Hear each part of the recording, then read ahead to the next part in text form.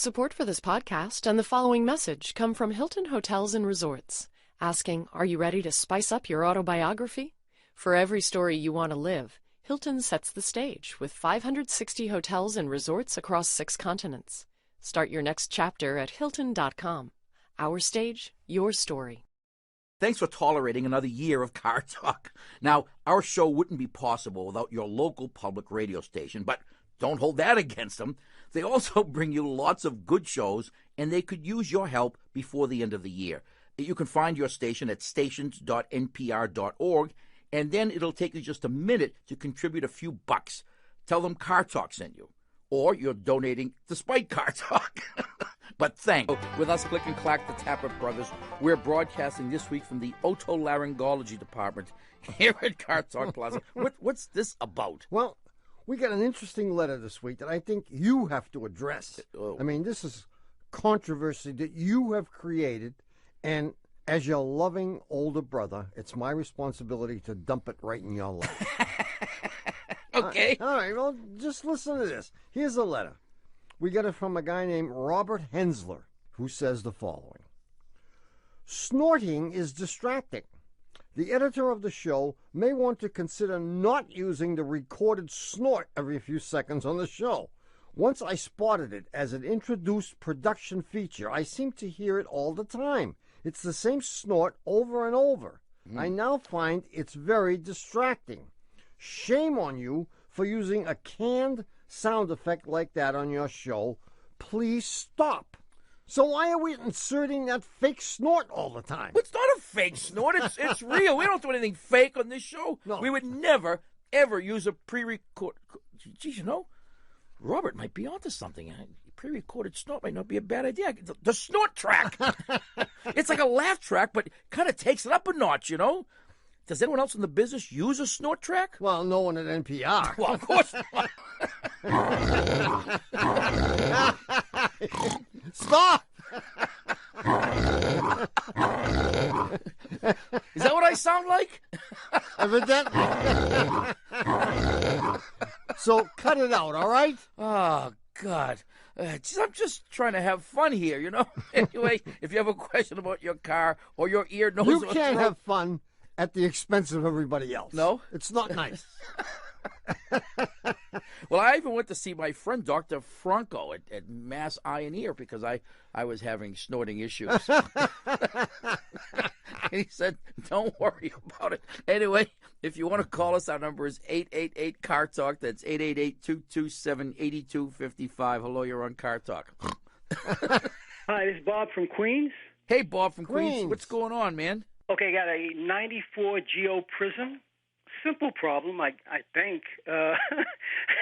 Simply explained anyway. Temperature gets to 32 degrees and below, car doesn't start.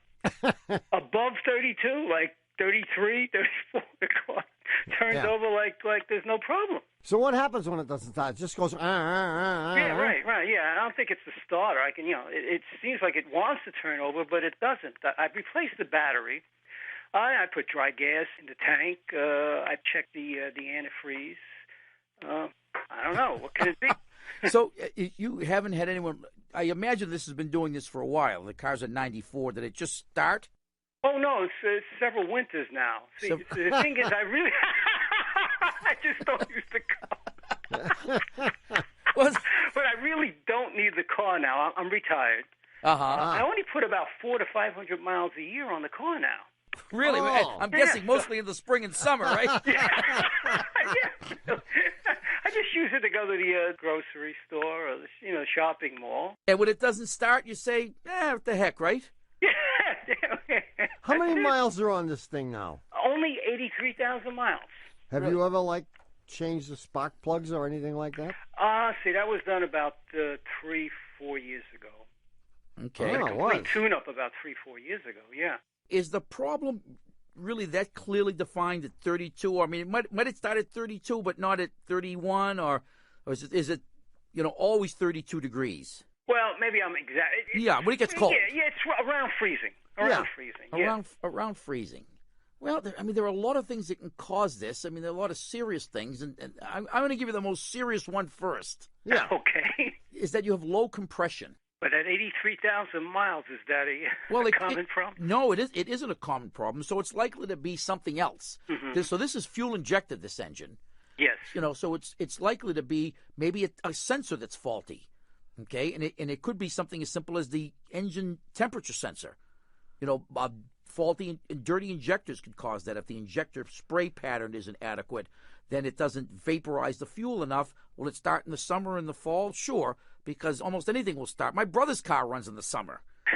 You're not kidding. That's pretty old. Right? So winter always complicates things because if the gasoline isn't vaporized enough and more of it condenses on the cold cylinder walls when in wintertime, then your chances of getting it started are smaller. Have you ever tried any extreme measures, like throwing a lit newspaper under the under the hood when you were trying to start it? Yeah. Well, there are things called starting fluid. Have you ever seen that stuff? It's basically ether in a can. Yeah. I think I used to use that when I had an older car than this, much older. Oh, really? Carburetor. So how many cars have you owned in your lifetime? You're retired now, so you must be what? You're 67? No. Actually, I'm just turned 60. Just turned. About to be 60. Good. Well, so you retired. You early retiree. You work for the post office? You're good. Very good. Yeah. So you did. You retired from the post office. The legs gave out, huh? I admitted a crime. So you retired from the post office at age 60. Pretty good country, huh? Yeah. Hey. My wife's still working though. Well, that's.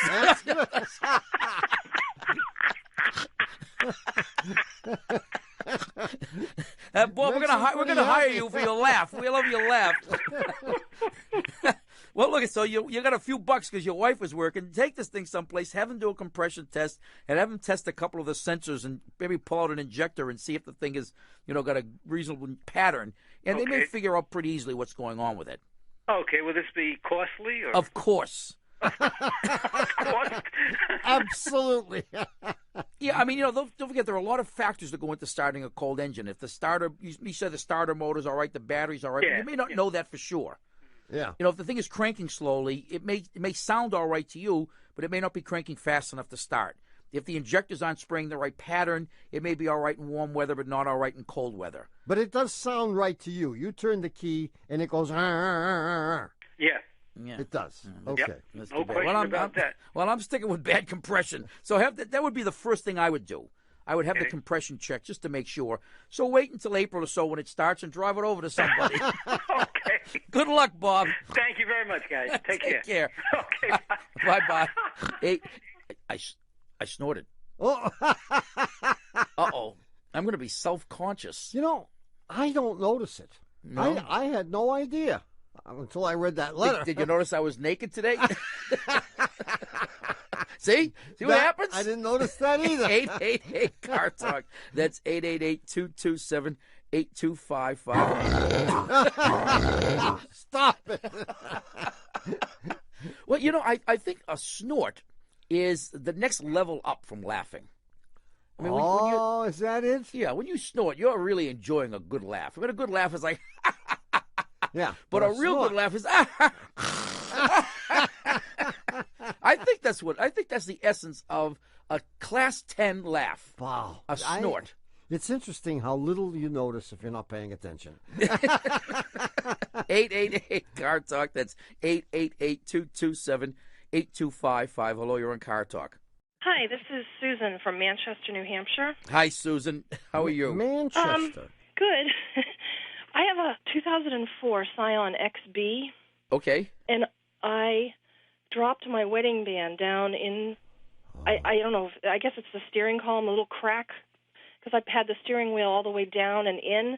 I took it off to put some hand cream on because I'm a visiting nurse, and I dropped it, and it fell down in there. And I'm hoping. Oh, is this a little crack between the rest of the column and the wheel? In other words, when you turn the wheel, there's a crack right there that you can see right behind the steering wheel. Is that what you're talking about? Yeah. Yeah. Well, it's probably sitting in a place now where it is not likely it will to never be seen again. How important was this ring? It was my wedding band. Oh, you're still married? Yeah. For now, anyway. Oh, and you took it off because you were putting hand cream on. Yeah. I guess that's a reason. Yeah. Sure. So has it been noticed, by the way, that it's missing? Oh, yes. How long did it take your husband to notice this? Oh, I told him. But if you hadn't, Yeah. how long do you think it might have taken? I'm not sure.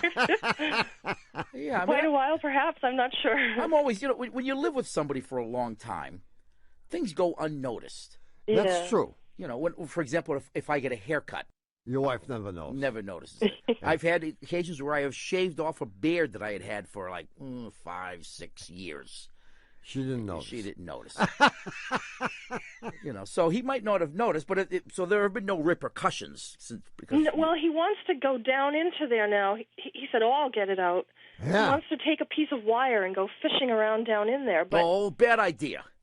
Yeah, bad idea. I think Because he might put it somewhere that you can't get it. so it didn't fall out of the car. It's still in there. No, it's still in the car. What he needs to do is take off the 2 pieces of plastic that surround all that mess of switches. You have that switch that controls your headlights, your directionals, your windshield, and all that. Those switches are covered by 2 pieces of plastic, one from the top and one from the bottom. And I bet you if you remove the screws from the bottom that hold that bottom piece, And you peek inside. I think when you remove that, the ring's going to fall out. Oh, good. Now, alternatively, if you wanted to be lazy, what I would do is I would Turn the car upside down. or you might want to try tapping that with the heel of your hand, and you may be able to even hear the ring bouncing around in there when you do that. And if you're lucky, it might just bounce right out, or short circuit the wiper switch. And I would, and blow up the airbag. All kinds of exciting stuff can happen. But I would take that plastic off. It's easy. That sounds good. I freaked out when it happened, and I started moving the steering wheel up and down and in and out. And Yeah, well, maybe if you take some sharp turns, it might come flying out. But you'd like to do it under controlled circumstances. So take off that plastic, and that piece will fall right out. Oh, thank you. All right, Good Susan. luck. Let us know how it works. Okay. All right, let us know any things you burn out. See you later. Bye-bye. Bye. Uh-oh, I did it again. Oh. You did. I don't even notice it. Okay, from now on, I'm not going to say anything. Okay. You give the number. Well, you know what? I need a stick. So every time you do it, I whack you in the snort head. stick. Okay, I can't talk. You have to do all the talk. Give the number. Okay, I don't know the number. 888 Talk. That's 888-227-8255. Hello, you're on Car Talk. Hi, this is Alan in Denver. Hi, Alan in Denver. What's going on, man? Well, before we discuss my car, I am by profession an ear, nose, and throat specialist. Ah, really? And I understand Ray's having a snorting or airway issue. Yeah. An airway issue. Is that what that's called? Yeah, I think maybe you ought to see a doctor. Well, I have. Okay. Oh, really? What do you think it is? No, the concern is you could have sleep apnea or something like that. It's probably just your uvula or something in the back of your throat, but maybe it should be looked at. Oh, I was going to have that uvula thing removed. You don't need that, do you? Some do, some don't. Some do and some don't. I have snorted my whole life. Then I guess I'd give you a pass on it. If I snort for you, can you give me some more information? I mean, obviously, without a full examination, I'd hate to put you on the spot, Doc. I'm supposed to tell you the sound my car's making, and you're supposed to tell me. Well, you can do that later. This is more important. So listen to this, and let me know if you think I have a problem. That's pretty serious. That's our pet pig. In my medical opinion, it sounds bad, and I don't know what it is. All right, you're off the hook. Did you have a question about your car now? Yes. The problem I have is that my 2004 Lincoln Aviator is starting to sound like my mother. Oh, and how so? Well, my mother, who's 83 years old, is too polite to ever complain about my driving. And she does a couple of things when I'm trailing behind people too closely for her comfort. One is she'll sit in the front seat and stamp her foot on the floor as if she's hitting the brake repeatedly. Yes, we do that when my brother drives. But the second thing she does is that if you still don't slow down or you're trailing too closely, she'll start making this kind of whooping noise. She'll kind of go whoop, whoop. Really? Oh, that's like a sonar alert. Right? Yeah. So does the whooping increase in frequency as you get closer and closer? Whoop, whoop, whoop, whoop, whoop. I think it does. Oh. But a few months ago, this started happening in my car. As I was driving my car, and usually it's on a warm afternoon, I'll hear over my over my right shoulder, this kind of intermittent whoop, kind of noise, and I look back, and I'm looking for Gladys in the back seat, and she's not there. She lives 2,000 miles away. It sounds like it's coming from the gas tank area, and it seems to happen more on warm afternoons when the gas tank's about two-thirds full. Right. And I'm wondering if it's anything serious or something totally benign. It might be totally benign. And it just happens once. It'll happen maybe 3 or 4 times in succession and then stop. Okay. Oh, and it's loud enough so that you can hear it even at highway speed. Yes. It sounds like there's something wrong with your evaporative emission system. And you know what happens, and you described it, the tank is close to full, the gasoline expands. When it expands, it also creates pressure, which pushes the vapor that's in the tank into this canister. And the canister might not be able to take the pressure. There's a pressure relief valve, and it's supposed to be able to hold this pressure, and if it can't, it'll let it out. It's kind of like passing gas. So to speak. So to speak. It is gas. And I'm surprised that your check engine light hasn't come on. Or has No, it? it never has. It never has. I mean, it may be something benign. I mean, it's not necessarily going to affect the way the thing runs, but if it's not doing its job and keeping the vapors in check and keeping them contained within the system, then it's allowing these vapors to escape into the atmosphere. And you don't want that to happen because it's creating pollution. The whole system was designed to prevent this from happening, and you're letting it happen, so you got to get it fixed. Okay, so I'll get my gas tank checked out, and you'll get your throat checked out, and everything will be fine. Yeah, and by the way, I think my snort is more a nasal snort. Okay. Just... There are some people who just kind of do this stuff habitually, and they don't have any organic pathology. I like that. Well, I'm an organic gardener. Does that... Alan, we'll hope for that. Okay. Thanks for your help. I'm Thanks sure you helped me more than we helped you. Okay. See you later. Bye-bye. Bye. Hey, look, before we give the answer to last week's puzzle, we have to take a short break so we can go to the Little Mechanic's Room. We'll be right back. The Little Mechanic's Room. Step on the gas and my car won't go. Step on the gas and my car won't go. Gotta pick up my baby, she's waiting by the door. Gotta pick up my baby, she's waiting by the door. Gotta pick up my baby, she's waiting by the door. I don't pick up my baby, she'll find herself on the road. Well, I'm down on my luck, up them car won't go blues. Down on my luck, up them car won't go blues. Gotta pick up my baby before she blows the fuse. And even though cats carefully cover their radios with kitty litter whenever they hear us say it, this is NPR. We'd like to thank our sponsor, Tire Rack. Now, if you're like me and you own a car, you've probably done something dumb to it. Like the time I ran out of oil and used a quart of Filippo Berio extra virgin olive oil as a substitute. Well, Tire Rack makes it easy to be smart when it comes to your tires. At TireRack.com, you can look up the correct tires for your car and pick the best ones based on ratings and reviews. Plus, your new tires can be delivered in as little as 1 business day to a recommended local installer. So even if you forget to release the parking brake or send your brother's 65 AMC Ambassador to the crusher, you can still redeem yourself by getting the right tires. TireRack.com. Find, deliver, install smarter. Hi, we're back. You're listening to Car Talk with us, Click and Clack, the Tappert brothers, here to talk about cars, car repair, and the answer to last week's puzzle. And here it is. Yeah. You paying attention? I'm listening. A lone hijacker commandeers a jetliner 3 parachutes on its way from Boston to L.A. Yeah. At gunpoint, he instructs the pilot to land the plane at O'Hare in Chicago, whereupon he further instructs the pilot to call the authorities and tell them that the hijacker wants $1 million in cash, Cindy Crawford, and 3 parachutes. If they do this, he'll let half the hostages go. They negotiate. He drops the Cindy Crawford demand, and the money and the 3 parachutes are delivered. Yeah. The hijacker sets half the hostages free. The plane then takes off, headed for L.A. After an hour or so, he tells the pilot to drop down to a lower altitude. He opens the door. Attached to one parachute is the suitcase with the $1 million in it. Attached to the other parachute is he, and he jumps out over the wilds of Montana, someplace where he's intending to meet an accomplice.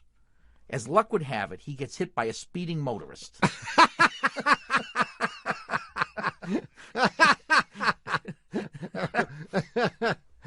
Yeah. The question is, what's with the third parachute? I mean, he clearly needed one parachute for himself. Yeah. He clearly needed one parachute for the money.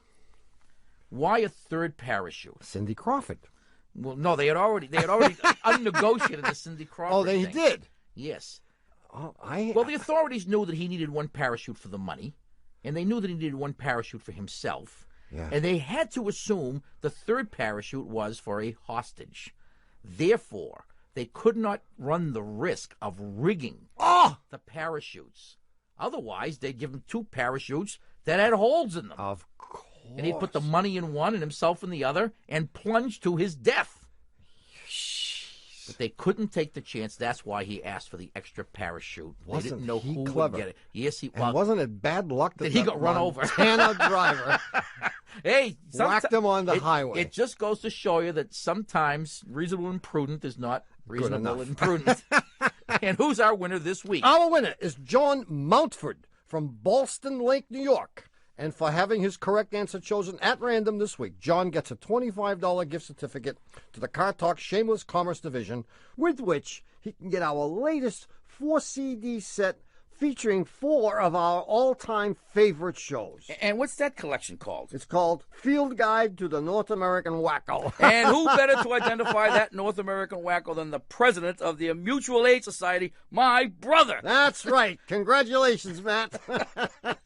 We'll have a new puzzler coming up in the third half of the show, so stay tuned. In the meantime, if you have a car question, we're at 888-CAR-TALK. That's 888-227-8255. Hello, you're on Car Talk. Hi, this is Laverne from, this is Alon from Laverne, California. Elan from Laverne, California. Where's Laverne, California? It's near Raging Waters, a famous water park here in Southern California. What And, large metropolitan area is it near? So it'd be in Los Angeles County. Oh, L.A. County, okay. I have a 2000 Tacoma, and it's a 4x4, and it's making a cricket sound, I think along the transmission somewhere. And when I press the clutch in just a little bit, the sound goes away. Oh. And it's annoying, and it's been for months. Did you relocate to Southern California? No, I actually bought this vehicle from a person from Texas, though. So I was born and raised in Laverne. So you bought a 4-wheel drive vehicle for what reason? We go up to the mountains almost probably 40 days a year. So. And the mountains have snow on them, huh? Yes, lots of snow. Mammoth is our 5 hours away, and it's a great mountain. So you're a skier. You don't just go up there to slide around in the snow and get stuck. Definitely. Because that's what I would do. I would drive up to the mountains just to get stuck. Yeah. You go to ski? No, I just wanted to get stuck and see if I could get out. Well, all right. So I guess you need 4-wheel drive. And the noise you're hearing is when you step on the clutch. Just a little bit. Even. Just a little bit. And what's the noise like again? It's a cricket. It's like it's a really annoying cricket sound. And is it a noise that you can make absolutely go away if you step on the clutch harder? Exactly. It'll go away if I just even a millimeter down. So how many miles do you have on this thing? We are now up to 168,000. Oh, so I don't feel bad telling you that very soon you're likely to need a clutch. I actually did that at 120, and that's why I'm really surprised this noise is coming. I feel very bad about telling you that you very soon you're actually going to need a clutch. Oh. Oh, no. Well, it's most likely to be the clutch release bearing. Okay. When the clutch release bearing first makes contact with the fingers of the clutch, that is when you gently step on the pedal, that's when you're getting the noise. Okay? And then when you further engage or rather disengage the clutch by pressing more on the pedal and forcing this bearing into those rotating fingers, the noise goes away.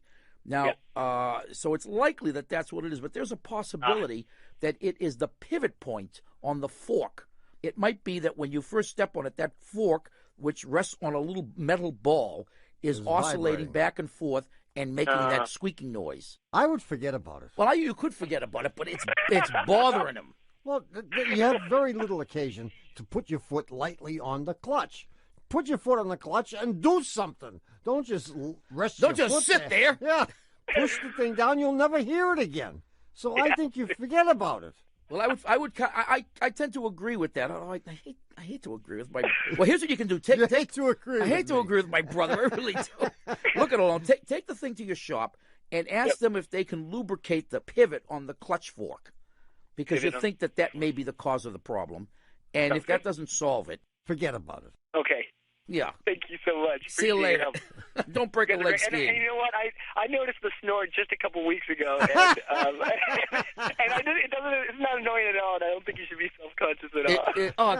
I'm starting to get a snort complex. Jeez. Okay. Well, I'm glad you're not bothered by it. Appreciate it. See you. Thanks for your call. Bye. Thanks. Bye-bye. Good luck. 1-888-CAR-TALK or 1-888-227-8255. Hello, you're on Car Talk. Hi, this is Ariel from Portland, Oregon. Hi, Ariel. Ariel, I saw your movie. It was great. Gee, thanks. Portland, Oregon? Yes. Okay, we're with you.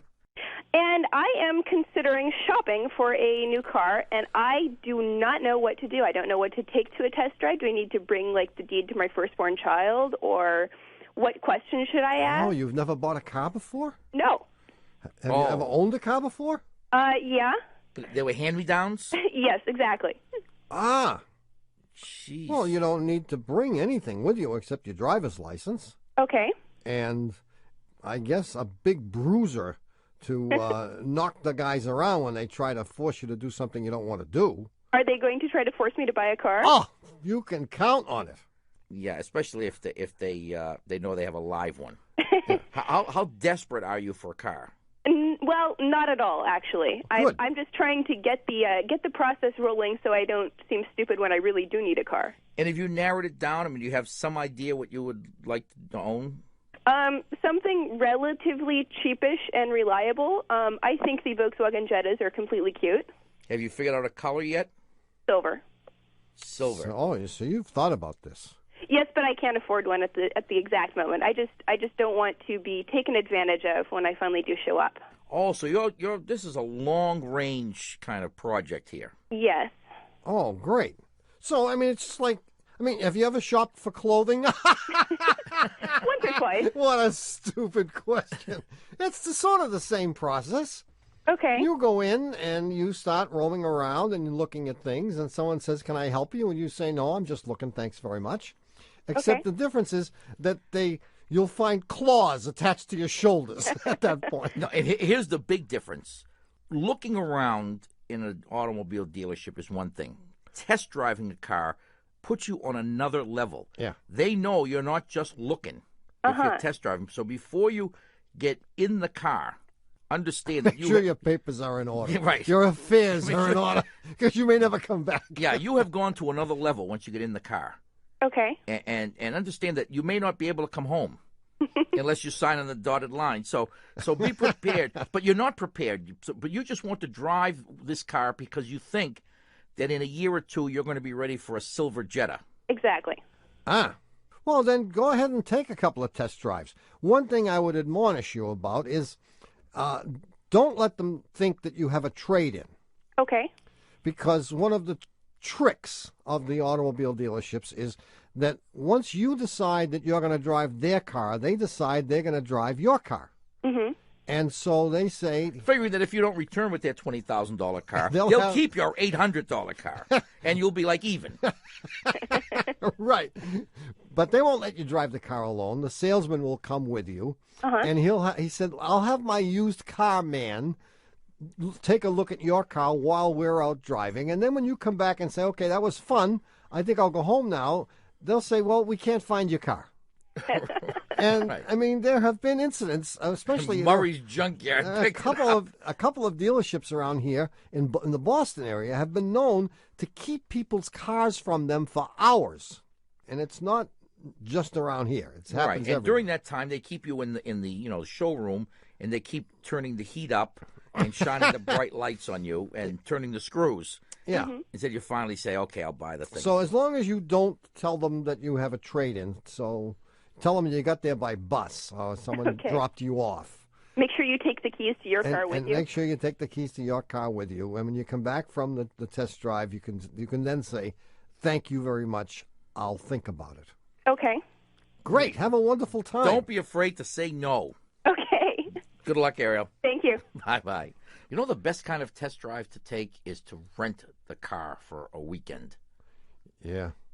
That's a real nice Well, test drive. if you can get away with the dealer plates on it. Right, there you go. Come back after a weekend. 1-888 Talk. That's 888-227-8255. Hello, you're on Car Talk. Hello, this is Jerry in Kearney, Arizona. Jerry with a G or a J? With a G. No kidding. I'm surprised you asked. In Kearney, Arizona. Kearney, Arizona. It's hard to find on a map. We're 8 miles north of Winkleman. That narrows. And if you wink, you'll miss Winkleman. That narrows it right down. That's great. So what's going on, Jerry, with a G? Well, I've got a car. We've got a 1972 Pontiac Grandville convertible. No kidding. The guy who originally bought it was trying to outfit it to pull an Airstream trailer. So it's got this 455 cubic inch V8 and the towing package for the the high dissipation radiator and all that other goodies. Just tell me one thing. Have you ever gotten mileage in 2 digits? Yes. Have you? Yeah, Downhill? In fact, it averages about 11 miles to a gallon. Just made it. That's okay. good. So our assumption when we bought the car was, gee, this huge engine, big cooling system, it ought to run nearly forever. But now we've got a problem where we're thinking maybe we've reached nearly forever.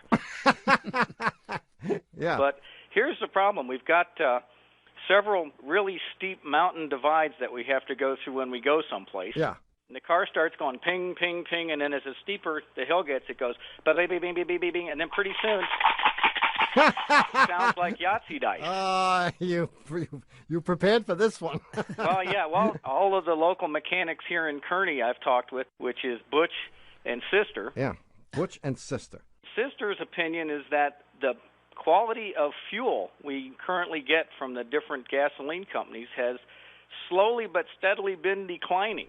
Yeah, it's possible. And that her point is that we have to start using octane booster or something like that in this car, and we're putting premium gas in it to begin with, and to put another $3 to fill up in on octane booster, it's starting to get to the point where maybe we need to find an alternative means of transportation. How high is the octane of the stuff you're buying? Well, it says 92 on the pump. Yeah. And we've noticed that if we put octane booster from STP in, it reduces the pinging, but not completely. And did this start happening gradually? Yeah, just in the last 3 or 4 months it started happening. And Sister and Butch haven't done anything in the way of timing to the vehicle during that time? They have, but there's a compromise they have to make. I guess if they time it so it doesn't ping, it doesn't run. Then it idles really rough. Right. Yeah. Okay, well, in a nutshell, here's the deal. Okay. First of all, Sister is right. This car was designed to run on 97 plus octane. Okay. And you can't buy that anymore, except if you buy the octane boost. But even that, at $6 a pop, doesn't actually do the trick. Mm-hmm. They can retard the timing, but they should, first of all, check to see if, for example, you have a stuck centrifugal advance. But I suspect you don't. Okay. And I'm going to cut right to the chase. What you need to do is you need to have somebody fashion for you a water injection system for this car. A what? I like it. What you have is excessive buildup of carbon and crud on your pistons. Mm-hmm. And I think what's happening is because you have this buildup of carbon on the pistons, your compression ratio is even higher than the manufacturer ever intended it to be. Uh-oh. And that's causing additional pinging. Okay. I like it. Now, if I ask Butch or Sister about a water injection... They will certainly know. They will know what they might. Diesel engines use it, and they might be able to fashion something. Mm-hmm. Alternatively, you could try to find a manifold, an intake manifold from a later model, Grandville, or later model 455, rather, that has an EGR valve. EGR valve. Yeah. Exhaust gas recirculation. And you want to retrofit this engine so it has EGR, and that will reduce the pinging. Okay. If we don't do anything to stop the ping, does it start to burn the valve? It'll burn the pistons. It'll burn holes in the pistons. Right. And so you got to do something about it. A little pinging is okay on the steeper hills, but if it's pinging as badly as you represented with your shaking of the Yahtzee dice, then that's bad, and that'll wreck your engine. Oh, okay. So you can try retarding the time in which they've done. You can try water injection to clean out the things. You can try other chemicals introduced into the gasoline to clean off the pistons. Try getting a manifold that has an EGR system. EGR valve. So, and ask sister to make sure that all the advanced mechanisms are working. Well, it runs fine on the freeway at 70. Yeah, I suspect that stuff is okay. All right. Good luck, Jerry. Good luck, Jerry. Well, thanks a lot. See you. Bye-bye. Bye-bye. Bye-bye. Hey, I always worry about you a little bit this time of year. You do? Why? Well, the days are getting shorter, less sunlight, stuff like that. It's pretty clear that you suffer from SAD. Seasonal affective disorder? No, stupid answer disorder. We'll be back with a brand new puzzler in just a minute. Yahtzees everywhere decide it's time to prune the family tree whenever they hear us say it. This is NPR. Thanks for listening to Car Talk. For music games, puzzles, and trivia of all sorts, check out Ask Me Another. Ask Me Another. It's like trivia night, but without the overpriced drinks. Play along now at npr.org/podcast and on the NPR One app. We're back listening to Car Talk with us, Click and Clack, the Tappet Brothers, and we're here to discuss cars, car repair, and, of course, the new old puzzler. Yeah. Here it is. Imagine the scene. A fellow's driving across the desert in Nevada when all of a sudden he finds himself in urgent need of a haircut. He says, I got to take a wicked haircut. I'll never make it to the next exit. So he finds himself in desperate need of a haircut. He takes the next exit, exit 411, a little one-horse town named... Horsetown. One Horse. Nevada. And as luck would have it, in One Horse, Nevada, there are 2 barbershops. So he has to decide which one to go to for his haircut. Our traveler goes to barbershop number 1 and looks in the window. There are no customers in the barbershop. The barbershop is kind of messy. And even the barber, who is the only one in the place, is kind of messy too. He's unshaven. He has a lousy shirt on. There's hair on the floor. And even his haircut is lousy. The guy says to himself, maybe I should check out the other barbershop in One Horse. He moseys along, which is what you do in One Horse, Nevada. If you were there, you'd have to mosey because there's nothing else to do. He arrives at barbershop number 2, looks in the window, looks terrific. It's nice and neat and clean. The mirrors are clean and shiny, no hair on the floor. Even the barber himself looks neat and well-groomed, and he has a great haircut. And does he have a white little jacket on? Of course, with the comb and the scissors in the pocket. And the scissors, yeah. His name wasn't Mr. Gigi, though.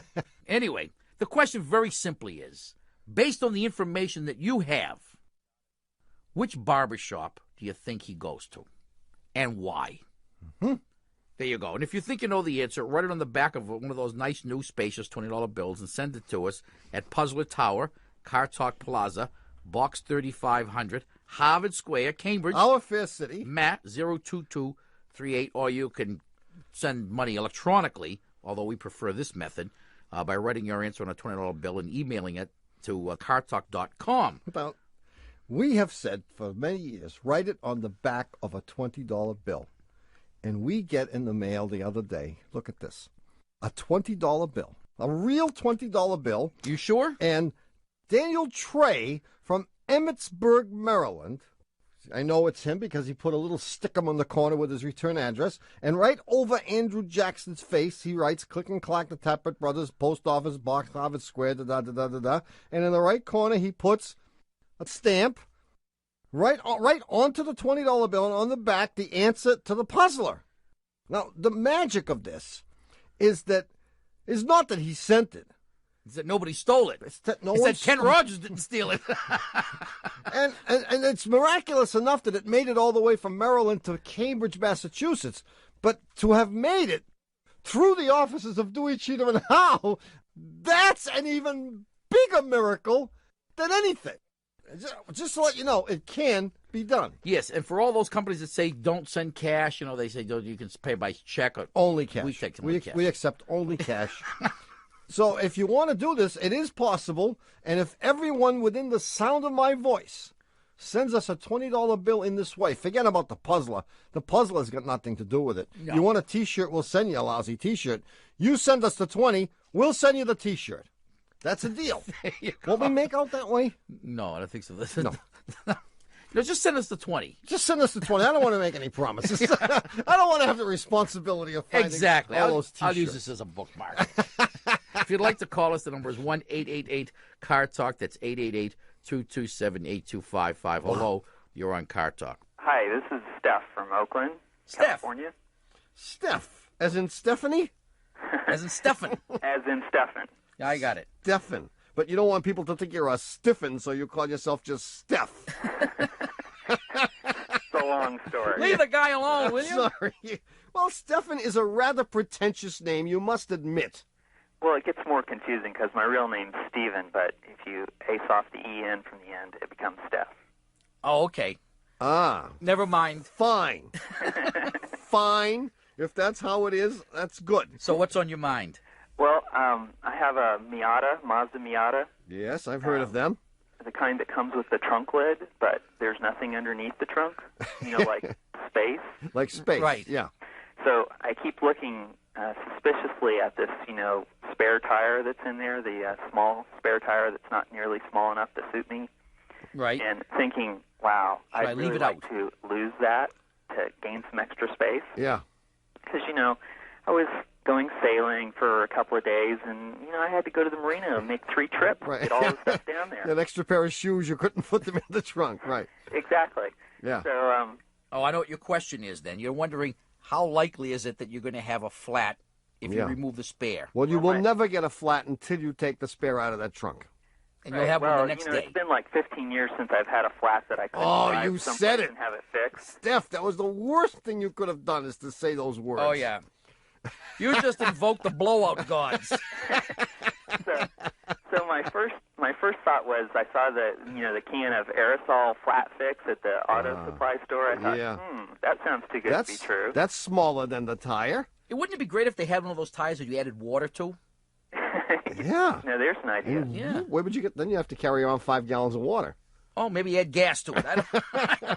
I don't know, but it's just a thought. Well, that's an interesting idea, isn't it?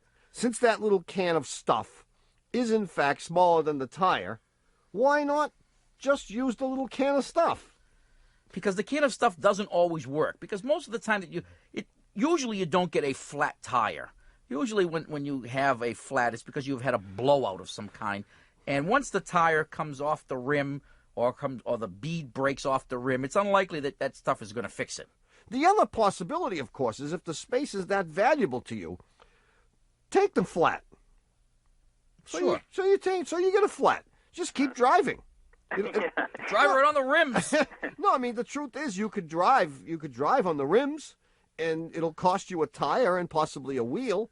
Yeah, I've seen those guys driving around with the tire flapping. Oh, I've made it a policy that I will never ever stop to try to change a flat tire, because I tried to do it once, and just the wind of the semis that were going by me was enough to scare the hell out Well, of he me. didn't realize that you're supposed to pull over into the breakdown lane. I did pull over. I pulled over in the fast lane, though. No, I'll tell you one thing. If you were to leave that spare at home, you'd have a flat in a day. No, maybe not. But the paranoia would get you. You would constantly be worried about your tires. You would never once get in the car without walking all around it and surveying each one of the tires. You'd begin to lose your hair. Your teeth would go bad. All kinds of things would happen. Here's what you do, Steph. You go down to your local Miata dealer, and you buy the little luggage rack that fits on the trunk lid. Have you ever seen that? Uh-huh. It's chrome, and you can put a nice big milk box on it with bungee cords, and you can fit anything you want on top of it, and you can then keep the tire and not have all this paranoia. Well, either that or I could get the Continental kit to put the spare tire on the back. I thought of that, but it was too tacky, and I didn't think you'd like it. Now, why don't you trade in this little sardine can and get a real car? Oh, get serious. This car is perfect. It isn't perfect. If it were perfect, he wouldn't be calling us trying to get rid of the spare tire. Yeah. A spare tire? I Next thing like- you- I why like don't you the take one of idea the of seats out? Take out the passenger seat. I don't know, Steph, but I would be reluctant to take the spare tire out on a long-term basis. I don't even know if I have a spare.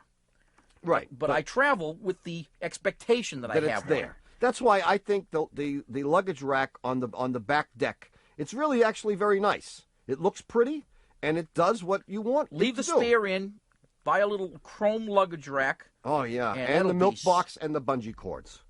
There you go, Steph. Okay. Thanks for your call. I can tell you didn't like it, but tough. Bye-bye. Thanks. 1-888-CAR-TALK or 1-888-227-8255. Hello, you're on Car Talk. Hi, this is Karen from Boston. Hi, Karen from Karen, Boston. what part of Boston? Wouldn't you like to know? But let me tell you about my problem. Go ahead. 2001 Dodge Caravan SE. It runs fine. An 01 but Caravan? If you're riding with me, you're going to look at gauges that read no numbers on the digital. The gas is empty. The engine's cold, and we're going 120 miles an hour. So what do you think my problem is? Say this so again? your entire instrument cluster is out. Not the lights. Not the lights, but all the gauges don't read. That's correct. Yeah, well, it could be a fuse. Have you checked the fuses? Yes, some people have climbed over different fuse boxes from under the hood to under the... Yeah, there's one under the dash, there's one under the hood, God knows where else. So if it's not that, any other idea? Yeah, you probably need an instrument cluster. Oh, okay. Clusters of instruments. Cluster unit, a cluster, it's one of the fourth day of Christmas. The third day of the cluster of instruments. I don't know, whatever. But I think that's what you need. Very good. And the easiest thing to do is just go and buy a used one. The car's used already, so that makes sense. Exactly. Sure. Yeah, if you have told us where you lived, we'd tell you where to go, but not going to tell you now. You probably want to tell us where to go. Jamaica Plain. You've No, heard too of late. That. Did you guess? No, we didn't. JP. But you typified most Bostonians, I think. Where do you live? You ain't taking that out of me.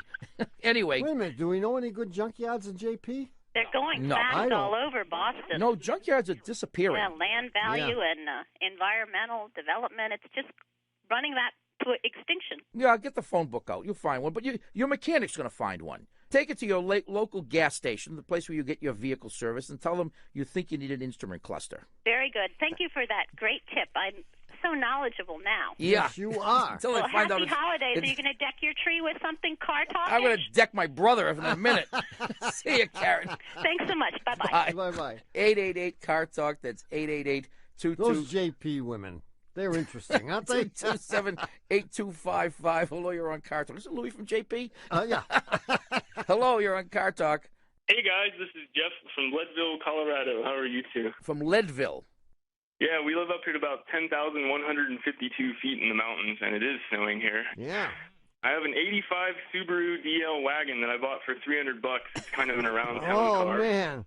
I called you guys because I didn't want to spend more than I paid for the car to fix the car. And it's a toll-free call, so far you ain't spent nothing. Yeah, exactly. All Thank right. you. How many miles on this beast? It's got about 209,000 miles on it. In the summertime, it runs like a champ. But now that it's full-fledged winter up here, whenever it gets colder, it's funny. I fire it up in the morning, let it warm up just for a little bit, a minute, 2 minutes, just so it'll go. Yeah. It's carbureted, of course. And as I leave the street, I drive up the hill to the cross street to go to work or go to school. And as soon as I point the car uphill, it starts to kind of sputter. And I have one of the cylinders. I have this terrible exhaust leak that happened after I was going where I shouldn't have gone off-road with it this summer. And I know that one of the cylinders doesn't fire because that exhaust leak tells me so.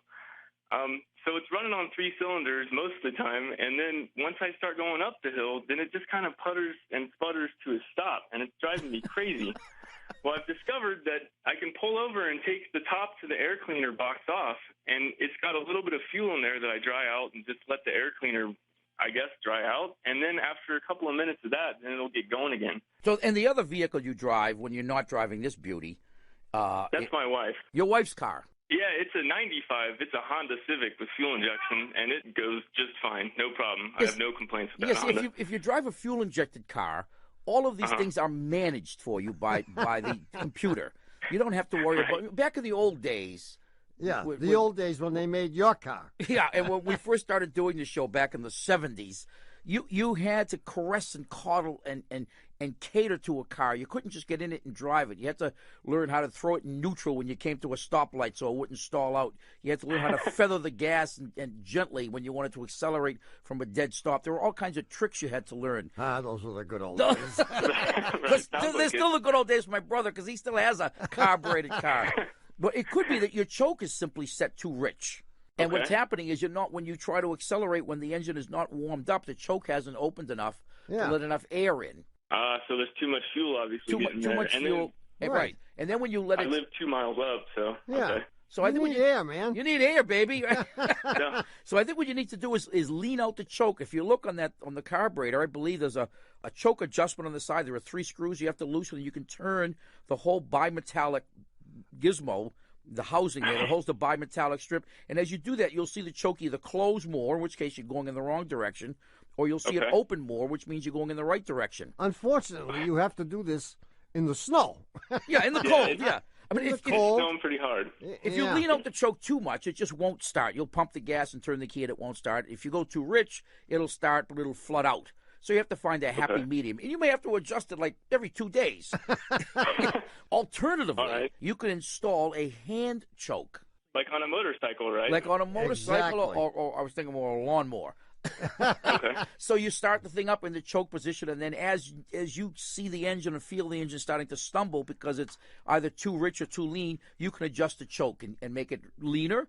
And you say, oh, that did it. It's running better. Or if leaning it out doesn't make it run better, you pull on the thing and make the choke close more and enrichen the mixture, and it'll run better. Yeah, I just go down to your local auto parts store, and they'll have one. They will. They'll have a hand choke kit. Oh, yeah.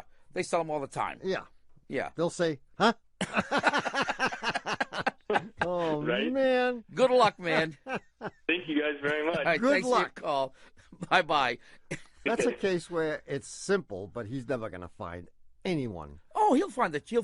You think so? No. Well, it's happened again. You've wasted another perfectly good hour listening to Car Talk. I have?